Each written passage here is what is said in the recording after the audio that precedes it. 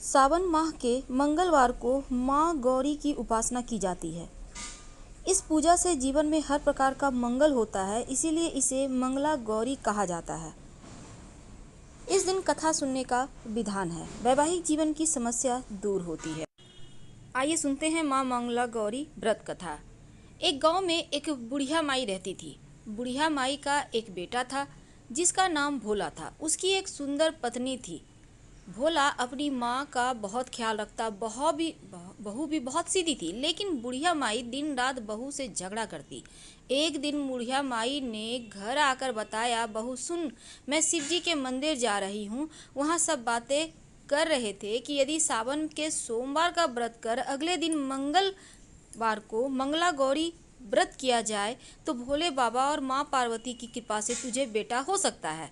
तब रूपा ने कहा, लेकिन माँ जी, मैंने तो केवल सोमवार का व्रत मैं करती हूँ। ठीक है, अब आप कह रही हैं तो इस बार मैं दोनों व्रत करूँगी।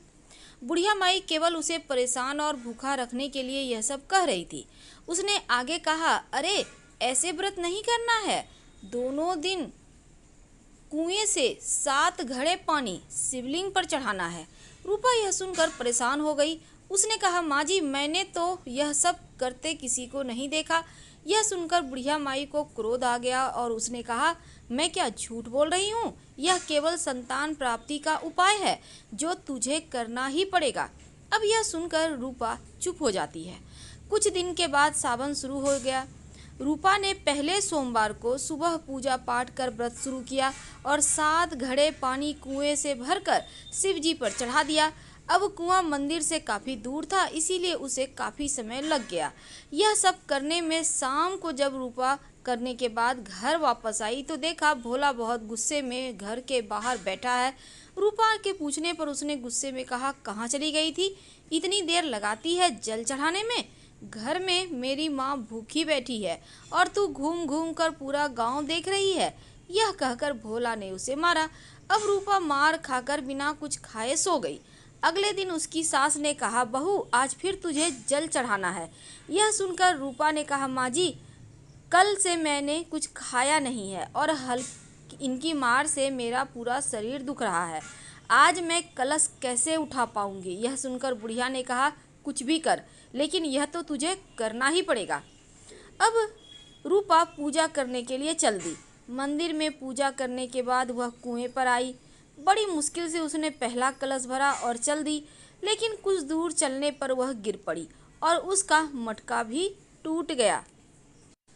अब रूपा एक पेड़ के नीचे बैठकर रोने लगी। तभी वहां एक साध्वी आई और उसने कहा, बेटी, तुम रो क्यों रही है? रूपा ने रोते हुए सारी बात बता दी। उसकी बात सुनकर साध्वी ने कहा, बेटी, तू एक काम कर, 1 लोटा जल को ले और उसमें से 7 बार थोड़ा थोड़ा शिवलिंग पर चढ़ा देना और घर जाकर अपनी सास से कहना, मैंने जल चढ़ा दिया। रूपा ने कहा, लेकिन यह तो झूठ होगा, मेरा मटका भी टूट गया है।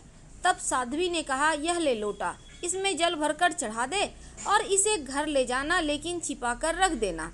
रूपा ने ऐसा ही किया। दोपहर को वह घर पहुंच गई। बुढ़िया माई के पूछने पर उसने वही बात बता दी। तो साध्वी जी ने जो बताया था, शाम को माँ मंगला गौरी की पूजा कर उपवास पूरा किया और इसी तरह 2 मंगला गौरी व्रत पूरे हो गए। लेकिन जब तीसरे व्रत की बारी आई तो बुढ़िया माई चुपचाप रूपा के पीछे गई और उसने यह सब देख लिया। बुढ़िया माई ने घर आकर अपने बेटे को सब बात बता दी। भोला ने फिर से रूपा को मारने के लिए जैसे ही हाथ उठाया, माँ पार्वती प्रकट हो गई और उन्होंने कहा, रुक जा भोला। यह सुनकर भोला रुक गया। बुढ़िया माई माँ पार्वती के पैरों में गिर गई। भोला भी माफ़ी मांगने लगा। माँ पार्वती कहती है, माफ़ी मांगनी है तो इससे मांग जो तेरे और तेरी माँ के जुल्म सहकर भी पत्नी धर्म निभा रही है। भोला ने रूपा से माफ़ी मांगी। बुढ़िया माई ने कहा, बेटी, मुझे माफ़ कर दे, तुझे परेशान करने के चक्कर में मैंने यह सब कहा था। रूपा ने माता पार्वती से कहा, माँ, इस संसार से मेरा मन भर गया है, आप मुझे अपने साथ ले चलिए। देवी पार्वती जी कहती हैं, ठीक है, आज से तू मेरी कृपा से जंगल में एक आश्रम बनाकर भक्ति करेगी, लेकिन इन दोनों को सजा मिलेगी। रूपा ने कहा, माँ, इन्हें माफ़ कर दीजिए। यह सुनकर माँ पार्वती ने कहा, आज तुम्हारी बहू के कारण तुम्हें जीवन दान मिला है, जाओ इस लोटे को रख लो, तुम्हारे परिवार में कभी अन्न धन की कमी नहीं होगी। लेकिन मैं अपनी बेटी को साथ ले जा रही हूँ। माँ की कृपा से रूपा ने एक आश्रम बनाया। बहुत सी स्त्रियां जो घर में दुखी थी आकर भगवान की भक्ति करने लगी। जब जय भोलेनाथ की जय, मैया पार्वती की जय। अब श्रावण माह में माँ सती और माँ पार्वती के जन्म की संपूर्ण कथा सुनते हैं। सुनने मात्र से दुखों का अंत होता है, माता पार्वती का आशीर्वाद मिलता है। तो चलिए शुरुआत करते हैं। दक्ष प्रजापति की सभी पुत्रियां गुणवती थी, फिर भी दक्ष के मन में संतोष नहीं था। वे चाहते थे उनके घर में एक ऐसी पुत्री का जन्म हो जो सर्वशक्ति संपन्न हो, सर्व विजयी हो। अतः दक्ष एक ऐसी ही पुत्री के लिए तप करने लगे। तप करते करते अधिक दिन बीत गए तो भगवती आद्या ने प्रकट होकर कहा, मैं तुम्हारे तप से प्रसन्न हूँ, तुम किस कारण तप कर रहे हो। दक्ष ने तप करने का कारण बताया तो माँ बोली, मैं स्वयं पुत्री के रूप में तुम्हारे यहाँ जन्म लूंगी, मेरा नाम सती होगा। मैं सती के रूप में जन्म लेकर अपनी लीलाओं का विस्तार करूंगी। फलतः भगवती आद्या ने सती रूप में दक्ष के यहाँ जन्म लिया। सती दक्ष की सभी पुत्रियों में सबसे अलौकिक थी। सती ने बाल्यावस्था में ही कई ऐसे अलौकिक आश्चर्यचकित करने वाले कार्य कर दिखाए थे जिन्हें देखकर स्वयं दक्ष को भी विस्मय होता था। जब सती विवाह के योग्य हो गई तो दक्ष को उनके लिए वर की चिंता होने लगी। उन्होंने ब्रह्मा जी से इस विषय में परामर्श किया। ब्रह्मा जी ने कहा, सती आद्या की अवतार है, आद्या आदि शक्ति और शिव आदि पुरुष है, अतः सती के विवाह के लिए शिव जी योग्य है और उचित वर है। दक्ष ने ब्रह्मा जी की बात मानकर सती का विवाह भगवान शिव से कर दिया। सती कैलाश में जाकर भगवान शिव के साथ रहने लगी। भगवान शिव दक्ष के दामाद थे, किंतु किसी वजह से दक्ष के हृदय में भगवान शिव के प्रति बैर और विरोध का भाव पैदा हो गया। एक बार देवलोक में ब्रह्मा ने धर्म के निरूपण के लिए एक सभा का आयोजन किया। सभी बड़े बड़े देवता सभा में एकत्रित हुए। भगवान शिव भी इस सभा में बैठे थे। सभा मंडल में दक्ष का आगमन हुआ। दक्ष के आगमन पर सभी देवता उठकर खड़े हो गए, पर भगवान शिव खड़े नहीं हुए। उन्होंने दक्ष को प्रणाम भी नहीं किया। फलतः दक्ष ने अपमान का अनुभव किया और केवल यही नहीं, उनके हृदय में भगवान शिव के प्रति ईर्ष्या की आग जल उठी। वे उनसे बदला लेने के लिए समय और अवसर की प्रतीक्षा करने लगे। एक बार देवी सती और भगवान शिव कैलाश पर्वत पर बैठे हुए परस्पर वार्तालाप कर रहे थे। उसी समय आकाश मार्ग से कई विमान कनखल की ओर जाते हुए दिखाई दिए। सती ने उन विमानों को देखकर भगवान शिव से पूछा, प्रभु ये सभी विमान किसके हैं और कहाँ जा रहे हैं। भगवान शंकर ने उत्तर दिया, आपके पिता ने बड़े यज्ञ का आयोजन किया है। समस्त देवता देवांगनाएं इन विमानों में बैठकर उसी यज्ञ में सम्मिलित होने जा रहे हैं। इस पर सती ने दूसरा प्रश्न किया, क्या मेरे पिता ने आपको यज्ञ में सम्मिलित होने के लिए नहीं बुलाया। भगवान शंकर ने उत्तर दिया, आपके पिता मुझसे बैर रखते हैं, फिर वे मुझे क्यों बुलाएंगे। देवी सती मन ही मन सोचने लगी, फिर बोली, इस यज्ञ के इस अवसर पर अवश्य मेरी सभी बहनें आएंगी। उनसे मिले हुए बहुत दिन हो गए हैं। यदि आपकी अनुमति हो तो मैं अपने पिता के घर जाना चाहती हूँ। यज्ञ में सम्मिलित हो लूँगी और बहनों से भी मिलने का शुभ अवसर मिलेगा। भगवान शिव ने उत्तर दिया, इसमें वहाँ आपका जाना उचित नहीं होगा। आपके पिता मुझसे बैर रखते हैं, हो सकता है वे आपका भी अपमान करें। बिना बुलाए किसी के घर में जाना उचित नहीं होता है। इस पर देवी सती ने प्रश्न किया, ऐसा क्यों। भगवान शिव ने उत्तर दिया, विवाहिता लड़की को बिना बुलाए पिता के घर नहीं जाना चाहिए, क्योंकि विवाह हो जाने के बाद लड़की अपने पति की हो जाती है और पिता के घर से उसका संबंध टूट जाता है। लेकिन सती पीहर जाने के लिए हट करती रही, अपनी बात बार बार दोहराती रही। उनकी इच्छा देखकर भगवान शिव ने पीहर जाने की अनुमति दे दी। उनके साथ अब उन्होंने अपना एक गण भी भगवान शिव ने भेज दिया। उस गण का नाम वीरभद्र था। सती वीरभद्र के साथ अपने पिता के घर गई। घर में सती से किसी ने भी प्रेम पूर्वक वार्तालाप नहीं किया। दक्ष ने उन्हें देखकर कहा, तुम यहाँ मेरा अपमान कराने आई हो? अपनी बहनों को तो देखो किस प्रकार भांति भांति के अलंकारों सुंदर वस्त्रों से सुसज्जित हैं। तुम्हारे शरीर पर मात्र बांधावर है। तुम्हारा पति श्मशानवासी और भूतों का नायक है। वह तुम्हें बांधावर छोड़कर और पहना ही क्या सकता है? दक्ष के कथन से देवी सती के हृदय में पश्चाताप और सागर उमड़ पड़ा। वे सोचने लगी, उन्होंने यहाँ आकर अच्छा नहीं किया। भगवान शिव ठीक ही कह रहे थे, बिना बुलाए पिता के घर नहीं जाना चाहिए। पर अब क्या हो सकता है, अब तो आ ही गई हूँ। पिता के कटु और अपमानजनक शब्द सुनकर भी सती मौन रही। वे इस यज्ञ मंडल में गईं जहाँ देवी देवता ऋषि मुनि बैठे थे तथा यज्ञ कुंड में धू धू करती जलती हुई अग्नि में आहुतियाँ डाली जा रही थी। देवी सती ने यज्ञ मंडप में सभी देवताओं के तरफ भाग देखे, किंतु भगवान शिव का भाग नहीं दिखा। अब वे भगवान शिव का भाग ना देखकर अपने पिता से बोली, पितृश्रेष्ठ, यज्ञ में तो सबके भाग दिखाई पड़ रहे हैं, किंतु कैलाशपति का भाग नहीं है।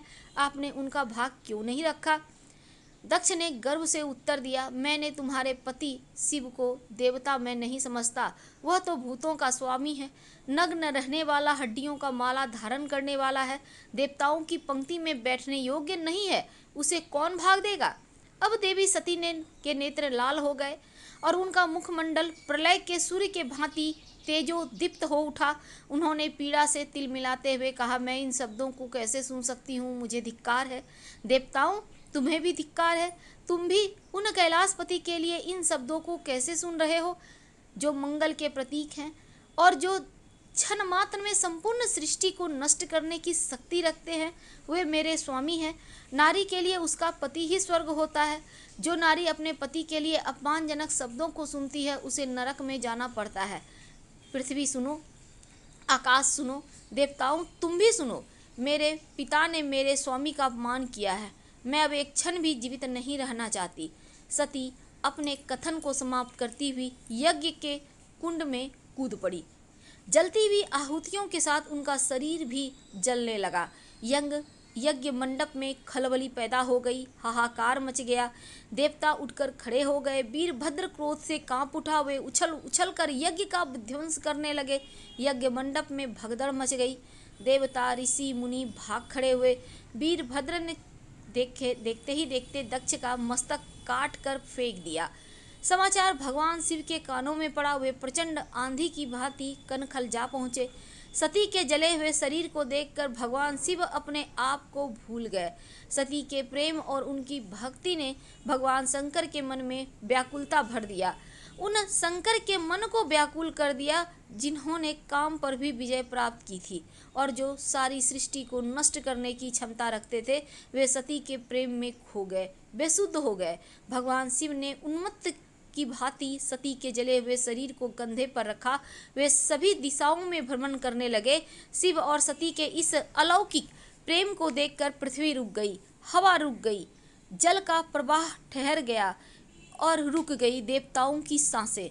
सृष्टि व्याकुल हो उठी। सृष्टि के प्राणी पुकारने लगे, त्राहिमाम त्राहिमाम। भयानक संकट उपस्थित देखकर सृष्टि के पालक भगवान विष्णु आगे बढ़े। वे भगवान शिव की बेसुधी में अपने चक्र से देवी सती के एक अंग को काट काट कर गिराने लगे। धरती पर 51 स्थानों में सती के अंग कट कर गिरे। जब सती के सारे अंग कट कर गिर गए तो भगवान शिव पुनः अपने आप में आ गए।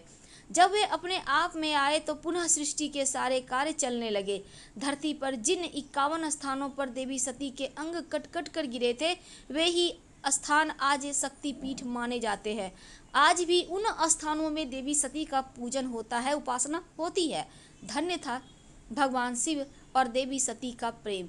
शिव और सती के प्रेम ने उन्हें अमर और वंदनीय बना दिया। बाद में सती के विरह में भगवान शिव की दयनीय दशा हो गई। वे हर पल सती का ही ध्यान करते रहते और उन्हीं की चर्चा में व्यस्त रहते। उधर देवी सती ने भी शरीर का त्याग करते समय संकल्प लिया था कि मैं राजा हिमालय के यहाँ जन्म लेकर शंकर जी की अर्धांगिनी बनूंगी। तब जगदम्बा का संकल्प व्यर्थ कैसे हो सकता था। वे उचित समय पर राजा हिमालय की पत्नी मेनका के गर्भ में प्रविष्ट होकर उनकी कोख में प्रकट हुई। पर्वतराज की पुत्री होने के कारण वे पार्वती कहलाई। और जब पार्वती बड़ी होकर सयानी हुई तो उनके माता पिता को अच्छा वर तलाश करने की चिंता सताने लगी। एक दिन अचानक देवर्षि नारद राजा हिमालय के महल में आ पहुंचे और पार्वती को देखकर कहने लगे, इनका विवाह शंकर जी के साथ होना चाहिए और वे ही सभी सृष्टि दृष्टि से योग्य है। पार्वती के माता पिता के आनंद का यह जानकर ठिकाना ना रहा कि साक्षात जगन माता सती ही उनके यहाँ प्रकट हुई हैं। वे मन ही मन भाग्य को सराहने लगे। एक दिन अचानक भगवान शंकर सती के विरह में घूमते घूमते उसी प्रदेश में आ पहुँचे और पास ही के स्थान गंगावतरण में तपस्या करने लगे। जब हिमालय को उसकी जानकारी मिली तो वे पार्वती को लेकर शिव जी के पास गए। वहाँ राजा ने शिव जी से विनयपूर्वक अपनी पुत्री की सेवा ग्रहण करने की प्रार्थना की। शिव जी ने पहले तो आनाकानी की, परंतु पार्वती की भक्ति देखकर उनका आग्रह टाल न सके। शिव जी से अनुमति मिलने के बाद वो पार्वती प्रतिदिन अपनी सखियों को साथ लेकर उनकी सेवा करने लगी। पार्वती हमेशा इस बात का ध्यान रखती थी कि शिव जी को किसी प्रकार का कष्ट ना हो। वे हमेशा उनके चरण धोकर चरणोदक ग्रहण करती और षोडशोपचार से पूजा करती। इस तरह पार्वती जी को भगवान शंकर की सेवा करते दीर्घ समय व्यतीत हो गया। किंतु पार्वती जी जैसी सुंदर बाला से इस प्रकार एकांत में सेवा लेते रहने पर भी भगवान शंकर के मन में कभी विकार नहीं हुआ। वे सदा अपनी समाधि में ही निश्चल रहते। उधर देवताओं को तारक नाम का असुर त्रास देने लगा। यह जानकर कि शिव जी के पुत्र से ही तारक की मृत्यु हो सकती है, सभी देवता भगवान शिव पार्वती का विवाह कराने की चेष्टा करने लगे। उन्होंने शिव जी को पार्वती के प्रति अनुरक्त करने के लिए कामदेव को उनके पास भेजा, किंतु पुष्पवान भी भगवान शंकर के मन को विक्षुब्ध न कर सका। उल्टा कामदेव उनकी क्रोधाग्नि से भस्म हो गए। उसके बाद भगवान शंकर भी वहां पर अधिक रहना अपनी तपस्या के लिए अंतर स्वरूप समझ कैलाश की ओर चले गए। पार्वती को भगवान शंकर की सेवा से वंचित होना पड़ा तो बड़ा दुख हुआ। उन्होंने निराश होकर अब की बार तप द्वारा भगवान शंकर को संतुष्ट करने की मन में ठानी और उनकी माता से उन्हें सुकुमार एवं तप के अयोग्य समझकर बहुत मना किया। इसलिए उनका नाम उमा प्रसिद्ध हुआ। किंतु पार्वती पर इसका असर न हुआ। संकल्प को तनिक भी विचलित नहीं हुई और घर से निकलकर उसी शिखर पर तपस्या करने लगी जहां भगवान शिव ने तपस्या की थी। तभी से लोग उस शिखर को गौरी शिखर कहने लगे और उन्होंने पहले वर्ष फलाहार से जीवन व्यतीत किया, दूसरे वर्ष वृक्षों के पत्ते खाकर रहने लगी और फिर उन्होंने पत्ते भी त्याग दिए, अपर्णा कहलाई। इस प्रकार पार्वती ने 3000 वर्ष तक तपस्या की। उनकी कठोर तपस्या को देखकर ऋषि मुनि भी दंग रह गए। अंत में भगवान आशुतोष का आसन हिला। उन्होंने देवी पार्वती की परीक्षा के लिए पहले सप्तऋषियों को भेजा और उसके पीछे स्वयं बटुकेश रूप धारण कर पार्वती के पीछे आए। तो माँ पार्वती की जय, भगवान शिव की जय। धन्यवाद।